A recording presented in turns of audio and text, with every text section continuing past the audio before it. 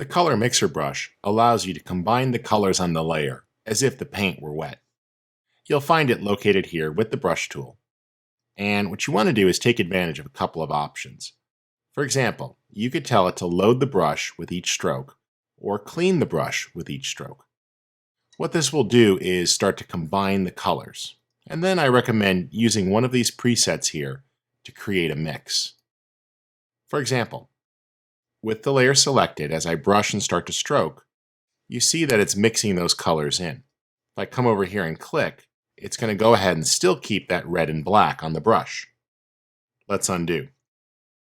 If I check the box to clean after each stroke, I can go ahead here with the layer selected and mix the red and black. And then when I click over here in the white, the brush has been cleaned as if it were dipped in water. Start to mix down here, and you see how those can come together. Click over here in the red, and until the colors cross, there is no mixing. So this is a great way to go ahead and interactively blend the colors. Now I recommend you take advantage here of the brush itself, and what you'll often find is that you can use the brush panel to modify how the brush behaves. You may want to, for example, pull the spacing in so you don't get any unwanted gaps. And now you see that we're getting really good mixing there as I twirl, because there isn't a lot of spacing between the brush. So a lot of fun things you could do with this. Let's go ahead and turn that layer off and instead work with the glass layer here.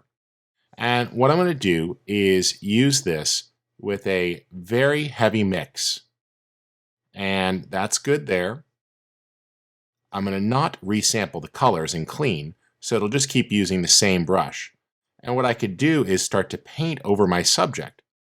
And this is a great way to sort of blend things together and create a more painterly-like look.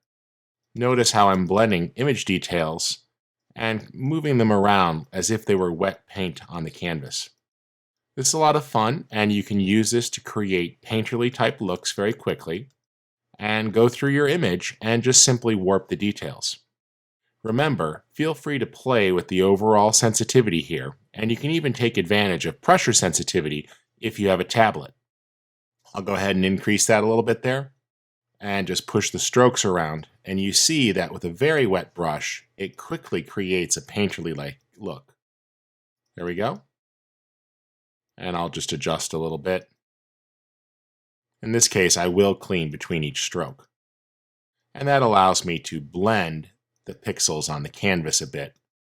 And you see some fun options that you can have using your strokes.